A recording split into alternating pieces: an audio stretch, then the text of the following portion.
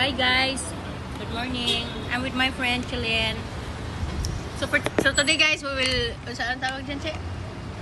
We'll do an honest review sa Honest review for the kangkong chips. kangkong chips. It's very expensive. Very expensive. It's very expensive. I hope na yung in Lulu Bahrain. yung lulu pa rin. Try, Che. You try I-try first. sa You try first. Ikaw po mag-try, Sid ka. lami kayo siya guys. Wapag ikakaptilaw, mag-honest review pag ganit, ano?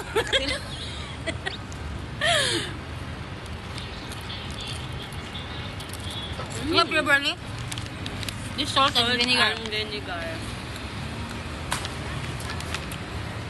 Lami siya, no? Lami siya guys.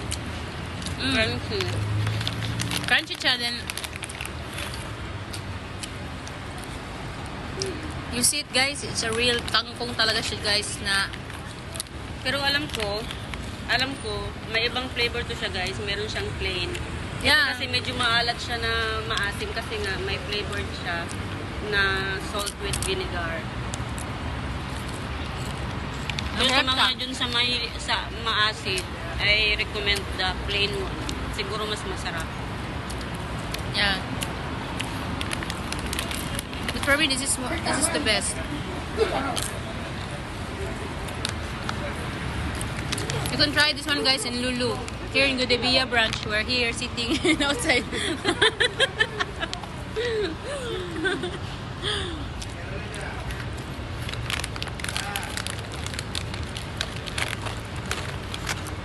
Tapos parisan dayo kuan. Chia. Lulu ano ba yan? fresh. I don't know what kind of juice is this. Like it's mixed with chia seeds with Chia Mingo Coconut. Tango. huh? Chia Mingo Tango. But there's I taste it with coconut like Baka may nilagay silang ano, something mango. Ano mo to siya guys? Kanang kuan. Sapal ba? Yeah, may sapal talaga siya guys. Sapal guys ba? Maybe they just forgot to put the coconut here, but the coconut in the they forgot to put it in the. They forgot to use the strainer. Ay. Nasa sapal guys, pero lami man siya guys. Pero lamay siya guys, kasi lang naisapal. But I think this one is healthy. Sapal yun siya, Che. Sapal. Atay kanino yung sapal.